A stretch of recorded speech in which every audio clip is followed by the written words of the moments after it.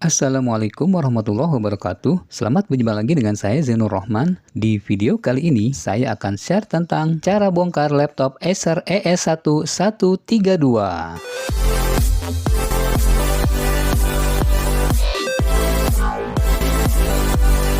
Oke, selamat berjumpa lagi teman-teman semuanya. Semoga baik-baik saja ya. Nah, di hadapan kita sudah ada laptop Acer Aspire ES1132 keluaran tahun 2017 ya. Jadi laptop ini sudah 8 tahun lebih dan memiliki layar 11,6 inch menggunakan Intel Celeron N3350, RAM-nya 2 GB dan harddisknya 500 GB. Buat teman-teman yang baru mampir ke channel ini, silakan tekan dulu tombol subscribe-nya dan jangan lupa ditekan tombol loncengnya agar tidak ketinggalan video-video tutorial selanjutnya. Nah, ini tampak belakang dari laptopnya. Semoga sama persis dengan laptop teman-teman yang hendak dibongkar. Oke, sebelum memulai kita di sini akan menyiapkan alat untuk membongkar, yaitu obeng kembang yang kecil ya. Tidak harus seperti ini, namun jika teman-teman hendak memiliki yang seperti ini, nanti aku tag pada produk yang ada di bawah video ini. Oke, sekarang kita akan mulai membuka dari bagian yang atas ini ya.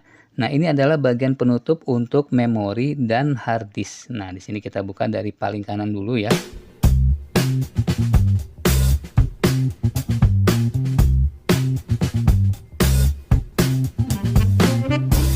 Oke, sekarang baut-bautnya sudah bisa kita buka.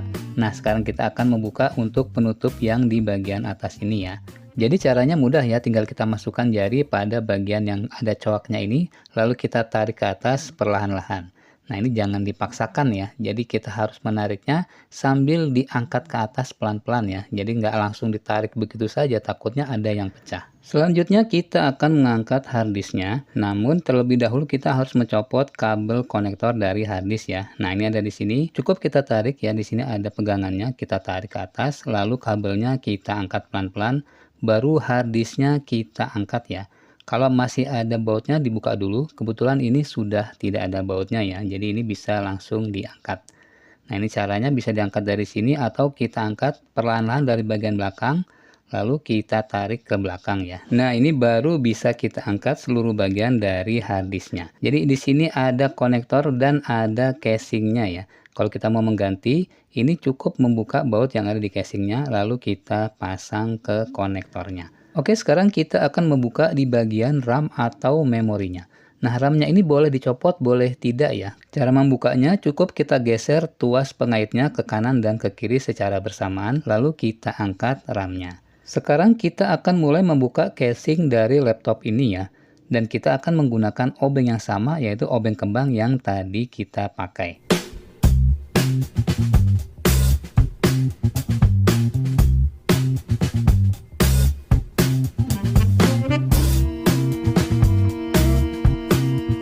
Oke, ini sekarang sudah terbuka semua bautnya. Sekarang kita tinggal membuka casing bagian belakang dari laptop ini ya. Jadi untuk membuka casingnya, ini ada urutannya ya. Sebaiknya kita mulai dari bagian depan. Nah, di sini nih. Nah, ini kita buka di bagian depan ini, baru ke bagian sebelah kanannya ya. Kita akan menggunakan alat opener, boleh seperti ini atau menggunakan alat opener yang lain ya. Kalau mau pakai opener yang seperti ini juga boleh, atau menggunakan pick gitar kalau tidak ada opener lainnya ya. Jadi bisa pakai apapun, yang penting itu tipis dan bisa masuk ke bagian dari casing laptop ini. Sekarang aku akan mulai membuka casing laptop ini menggunakan opener yang mirip dengan pick gitar ya. Nah, ini aku masukkan dulu ke bagian celah yang ada di depan ini. Oke, ini sudah masuk ya. Kita geser pelan-pelan ke kanan. Jadi di sini kita masukkan sambil kita congkel pelan-pelan ya. Masukkannya tidak perlu terlalu dalam, maksimal sekitar setengah senti saja ya, maksimal ya. Kalau bisa sedikit saja, lalu kita congkel sedikit. Nah, ini kita angkat ya, tuh. Bisa sambil dicongkel ya.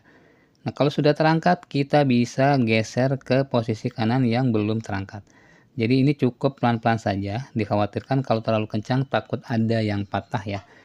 Jadi di sini kita pakai feeling ya, kalau sudah krek itu sudah terangkat, baru kita bisa lanjutkan ke posisi sebelahnya ya. Nah, seperti ini.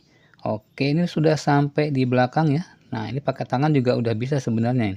Cuma khawatir patah, jadi aku tetap pakai alat ini ya. Jadi kita tetap menggunakan openernya. Nah, ini sudah terangkat hampir keseluruhan bagian dari casing belakang ini ya. Oke, ini sebelah kanannya sudah ya, tinggal sebelah kiri. Kenapa yang kiri tidak kita buka? Karena ini kita bisa langsung angkat di sebelah kanannya.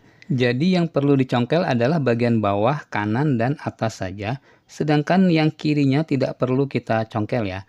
Nah, ini kalau sudah bisa kelihatan begini nih, berarti ini tinggal diangkat nih. Karena bagian kirinya itu ada sangkutannya, jadi kita nggak perlu congkel, nanti malah ada yang patah ya. Cukup kita angkat pelan-pelan. Nah, ini udah nih, yang kiri ngikut tuh, udah ya, udah beres ya. Jadi sudah terangkat semuanya. Oke, sekarang kita akan melihat isi bagian dalam dari laptop ini ya. Kemudian kita lihat di pojok kiri atas, ini ada konektor ke arah LCD ya. Nah, ini untuk konektor layar bisa kita cabut dengan cara kita tarik seperti ini. Jadi kalau mau buka mainboardnya ini harus kita cabut terlebih dahulu. Kemudian kita lihat ke bagian lainnya, ini adalah baterai CMOS-nya ya. Lalu yang di bawahnya ini adalah baterainya. Kalau kita hendak mencopot baterainya, kita harus membuka baut yang ada di kiri dan kanannya ya. Tapi sebelumnya kita harus membuka di bagian atas ini nih. Jadi di atasnya ada konektor ke arah mainboard, baru kita bisa membuka baut-bautnya.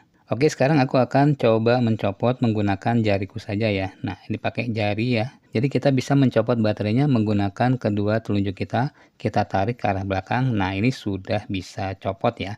Lalu kita tinggal membuka baut yang ada di sebelah kanan dan kiri dari baterai ini. Di sini aku akan menggunakan obeng kembang yang tadi juga. Nah, ini kita tinggal putar saja ke arah kiri sampai copot bautnya. Lalu kita lanjutkan dengan baut yang sebelah kiri ya. Kita putar juga ke arah kiri sampai copot bautnya. Lalu kita angkat baterainya, bisa menggunakan satu tangan seperti ini ya. Nah, tinggal dicongkel dari bagian atas, lalu kita angkat baterainya.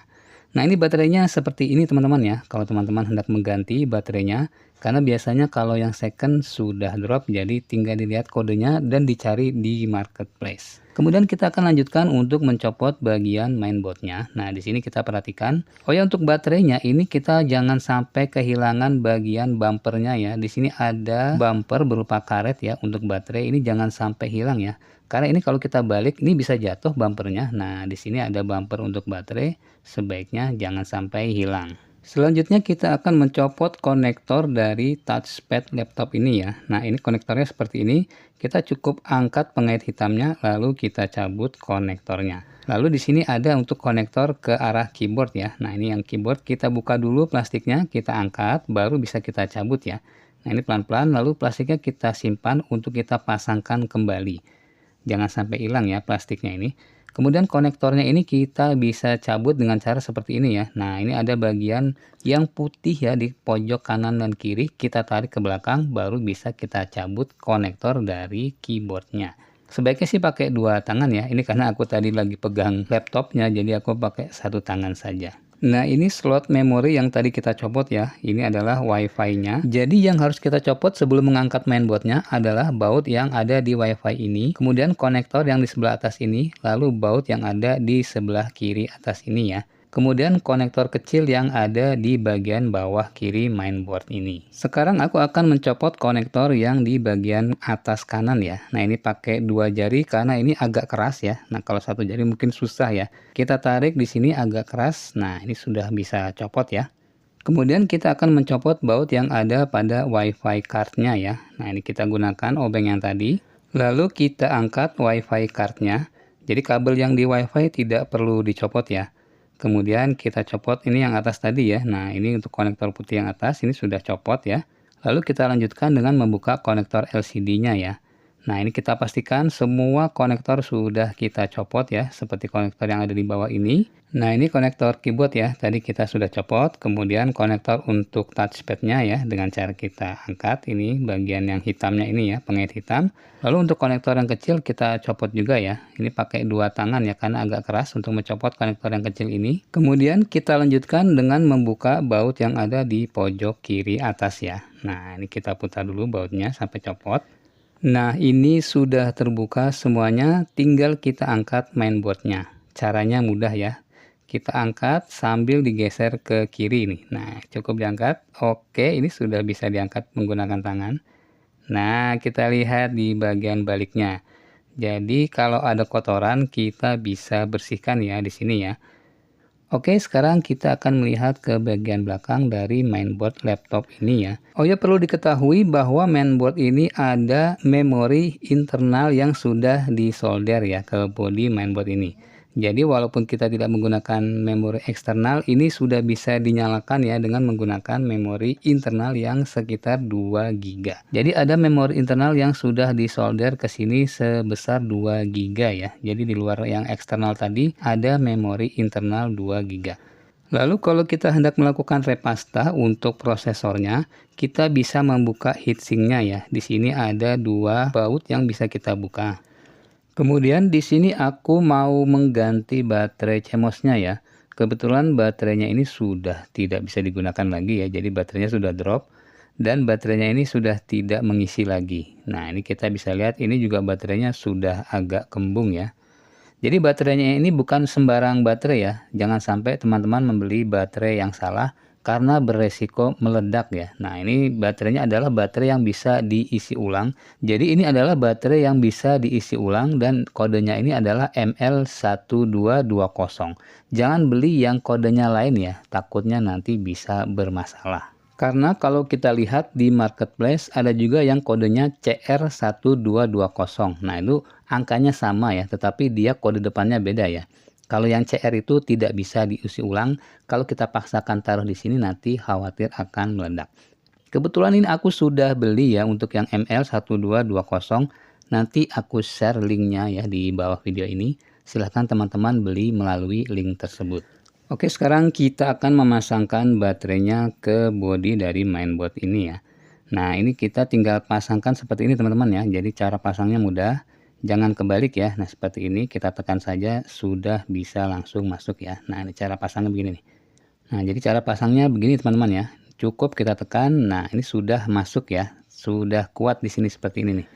Selanjutnya aku akan memasang kembali mainboard ini ke dalam laptopnya ya. Nah, ini caranya kita geser dari kiri ke kanan lalu kita pasangkan baut-bautnya.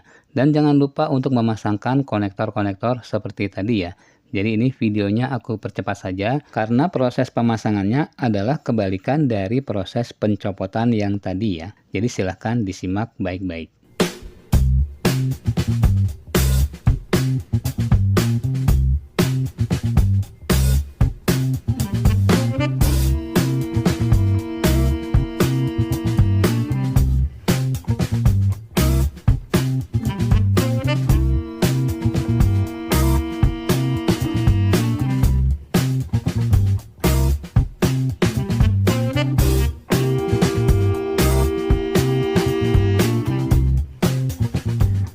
Oke, ini sudah terpasang semuanya ya. Sekarang kita tinggal memasang untuk bodi bagian bawah atau bagian belakang dari laptop ini. Nah, pemasangan untuk tutupnya ini atau tutup casing bawah ini kita mulai dari sebelah kiri ya.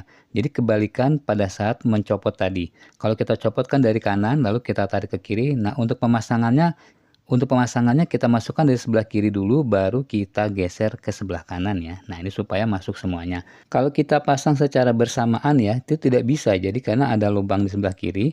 Kalau dari kanan apalagi ya tidak bisa. Jadi kita harus memasukkan dulu lubang yang ada di kiri ini ya. Terutama ini di bagian untuk headphone jacknya ya. Karena ini casingnya nyangkut di headphone jack. Kalau nggak bisa masuk berarti dia tidak bisa masuk ke headphone jacknya ya. Jadi kalau headphone jacknya nggak masuk itu casingnya nggak bisa kepasang ya.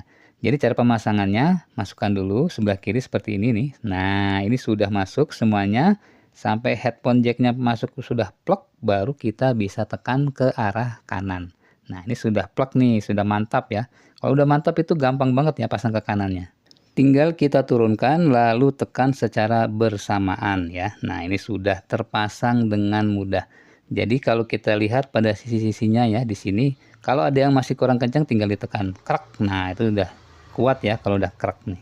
Lalu kita cek lagi di bagian lainnya ya. Kita tekan sampai semuanya rapat baru kita pasang baut-bautnya. Oke, ini sudah rapat semuanya ya. Jadi kita bisa pasang baut-bautnya kembali.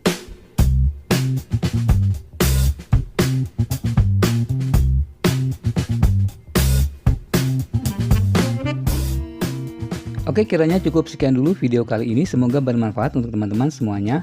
Apabila ada yang ingin ditanyakan, silakan ditulis di kolom komentar. Sampai jumpa di video selanjutnya. Assalamualaikum warahmatullahi wabarakatuh.